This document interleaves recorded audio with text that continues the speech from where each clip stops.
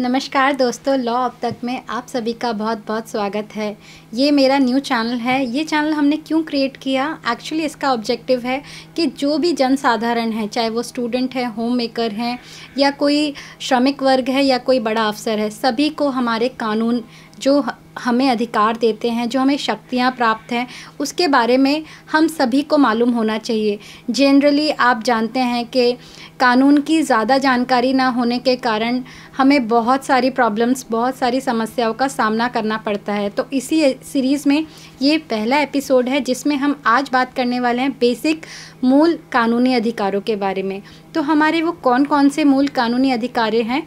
सबसे पहले हमें भारतीय संविधान की तरफ से प्राप्त है इक्वालिटी, राइट टू इक्वालिटी, यानी कि समानता का अधिकार। समानता का अधिकार हमें आर्टिकल 14 टू 18 के बीच में दिया गया है। मतलब समानता का अधिकार जो आर्टिकल 14 से 18 के बीच में बताया गया है कि ये अधिकार हमें जन्म स्थान, मतलब मान लीजिए अगर हमने दिल्ली में हम पैदा हुए हैं, तो दिल्ली के जो हमारे को अधिकार मिले हैं वो महाराष्ट्र में या फिर किसी दूसरे स्टेट में जाने के बाद वो अधिकार हमारे डिसॉल्व नहीं होंगे। तो जो अधिकार हमें भारत के किसी भी क्षेत्र में हमें हैं, वो हमें पूरे भारत में वो हमारे पास विद्यमान रहेंगे। तो कोई भी हमारे साथ इक्वालिटी, मतलब समानता में कोई हमारे साथ भेदभाव नहीं कर सकता हमारे जन्म स्थान के आधार पर, या किसी और कारण के लिए वो हमसे भेदभाव नहीं कर सकता।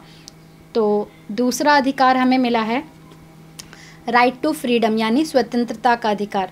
स्वतंत्रता का अधिकार जो है आर्टिकल 19 टू 22 में हमें क्या बताता है कि हमें भारतीय संविधान के अनुसार हमें बोलने का अधिकार है, अपनी बात रखने का अधिकार है, अपना धर्म मानने का अधिकार है। ऐसा नहीं है जैसे कि आजकल आपने देखा होगा महाराष्ट्र में मराठी भाषा के लिए बहुत ज़्यादा विवाद हो रहा है। सभी बोल रहे हैं कि नहीं, मराठी भाषा ही बोलना चाहिए। तो ये हमारा जो आर्टिकल 19 टू 22 जो हमें राइट टू फ्रीडम का अधिकार हमें मिला है, उसका खनन किया जा रहा है, उसको डिसॉल्व किया जा रहा है। तो हम इस अधिकार, इस आर्टिकल के बेसिस पे अपनी आवाज़ उठा सकते हैं, अपना मत रख सकते हैं कि भारत में हमें किसी भी क्षेत्र में कोई भी भाषा बोलने का पूरी तरह से समानता का अधिकार है। ऐसा नहीं कि हम मराठी ही बोलें, हिंदी ही बोलें, तमिल ही बोलें, अंग्रेज़ी बोलें, हम जो चाहें वो भाषा बोल सकते हैं। इसके अलावा हम कोई भी शांतिपूर्ण तरीके से किसी भी आंदोलन में भी हम भाग रख सकते हैं। लेकिन ये जो आंदोलन में भाग लेने वाले अधिकार है, ये पूरा एब्सोल्यूट नहीं होता। मतलब मान लीजिए कि कुछ सिक्योरिटी रीजंस हैं या नेशनल सिक्योरिटी का कोई मैटर आता है, तो ये आंदोलन में भाग लेने वाला अधिकार को सरकार इस पे अंकुश लगा सकती है, उस पर स्टॉप लगा सकती है। बाकी हम अपनी बात, अपना धर्म पूरे भारत में किसी भी क्षेत्र, किसी भी प्रदेश, किसी भी प्रांत में पूरी स्वतंत्रता से कर सकते हैं। अगले अधिकार के लिए बात करते हैं। नेक्स्ट अधिकार है राइट टू इन्फॉर्मेशन। ये आरटीआई आपने बहुत सुना होगा, ये 2005 में लागू हुआ था। आरटीआई के थ्रू, मतलब मान लीजिए हम किसी भी सरकारी विभाग में कोई भी अफसर है या कोई भी डिपार्टमेंट है, हमें उसकी कार्यप्रणाली जाननी है, या उन्होंने क्या काम किया है, या उन्होंने आपने सुना होगा बहुत सारी योजनाएं लागू होती हैं, उनका पैसा कैसे कैसे खर्च किया है, प्रॉपर वो पैसा खर्च हुआ है या नहीं। या मान लीजिए कोई सरकारी अफसर आपके साथ मिसबिहेव कर रहा है, अपने पावर का मिसयूज़ कर रहा है, मतलब पावर को प्रॉपर वो यूज़ नहीं कर रहा है, तो हम आरटीआई के थ्रू आरटीआई फाइल कर सकते हैं, उसके पूरे कार्यप्रणाली के बारे में जान सकते हैं, उनकी कोई कंप्लेन कर सकते हैं सारी इन्फॉर्मेशन कलेक्ट करने के बाद। और आरटीआई लागू करने के लिए ऑनलाइन आप कर सकते हैं, मात्र 100 रुपीज़ लगते हैं एक आरटीआई फाइल करने के लिए। विदिन 30 डेज़ में जो आरटीआई ऑफिसर होता है, जो हर डिपार्टमेंट वाइज लागू किया जाता है, चाहे वो पोस्ट ऑफिस है, चाहे वो कोई बैंक है, चाहे वो अलग अलग सरकारी विभाग में अलग अलग आरटीआई ऑफिस नियुक्त किए गए हैं, नोडल ऑफिसर नियुक्त किए गए हैं, एपलेट ऑफिसर नियुक्त किए गए हैं। आप आरटीआई की वेबसाइट से पूरी जानकारी प्राप्त करके अपने इस अधिकार का उपयोग कर सकते हैं। चलिए नेक्स्ट अधिकार के बारे में बात करते हैं। नेक्स्ट अधिकार के बारे में बात करते हैं। मैं आपको पहले थोड़ा सा सिनेरियो बता देती हूँ कि मेरे क्लाइंट थे, उनको रात को 1 बजे, उनको कोई जानकारी नहीं थी, कुछ नहीं पता था, और पुलिस वाले आए, एक सीनियर ऑफिसर आए, मैं अभी नाम उनका नहीं रिवील करना चाहती हूँ, ना क्लाइंट का और ना ही ऑफिसर का। तो वो आए और रात के 1 बजे ना उन्होंने उनकी फैमिली को कुछ बताया ना कुछ, डायरेक्ट उस बंदे को अरेस्ट करके लेके चले गए। फैमिली थोड़ा पढ़ी लिखी नहीं थी, दे वर वेरी बैकवर्ड क्लास, मतलब थोड़ा उनको समझ नहीं आया उनके साथ क्या हुआ, थोड़ा मारपीट भी की बिना कुछ बताए, बिना कुछ वारंट दिखाए। तो अगर मान लीजिए आपके पास कोई भी अरेस्ट के लिए आते हैं, तो अरेस्ट करने के बाद आपको भारतीय संविधान की तरफ से कुछ आर्बिट्री राइट्स मिले हुए हैं। मतलब अगर कोई आता है तो आप अरेस्ट के लिए सबसे पहले कुछ स्टेप्स हैं, जो पूरा एक डिटेल वीडियो मैंने बनाया है मेरे नेक्स्ट एपिसोड के लिए, वो मैं आपको दिखाऊंगी, आप पूरा देखिएगा। तो आर्बिट्री अरेस्ट के लिए भी आपको बहुत सारे अधिकार सरकार से मिले हैं, संविधान में मेंशन है। वो नेक्स्ट वीडियो आप देख के इसका पूरा फ़ायदा उठाना, ताकि कोई भी ऐसे ही मुँह उठा के आपको अरेस्ट नहीं कर सकता और आप अपने उस अधिकार का उपयोग करते हुए ना आप अपने उस अरेस्ट से बच भी सकते हैं। और मतलब आपको क्या सावधानी बरतनी है वो आप समझ सकते हैं। चलिए अगले अधिकार की ओर। भारतीय संविधान की तरफ से आपको एक और अधिकार मिलता है, ये ज़्यादातर सभी लोगों को मालूम नहीं है, क्योंकि ज़्यादातर वकील लोग और जितने भी हैं वो ये अधिकार के बारे में पता लगने नहीं देते हैं। हो सकता है हमारे देश में 40% लोगों को ही पता होगा।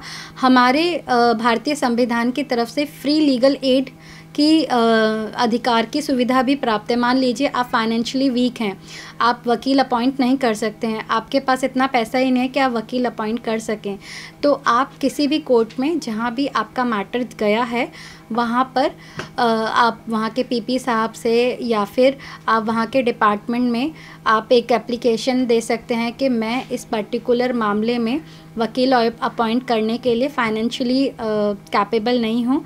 तो सरकार की तरफ से, वहाँ के कोर्ट की तरफ से आपको एक मुफ्त वकील की सुविधा भी प्राप्त है, जो आपसे किसी भी प्रकार का कोई भी शुल्क, कोई भी चार्जेस नहीं लेंगे और फ्री में आपका केस लड़ेंगे।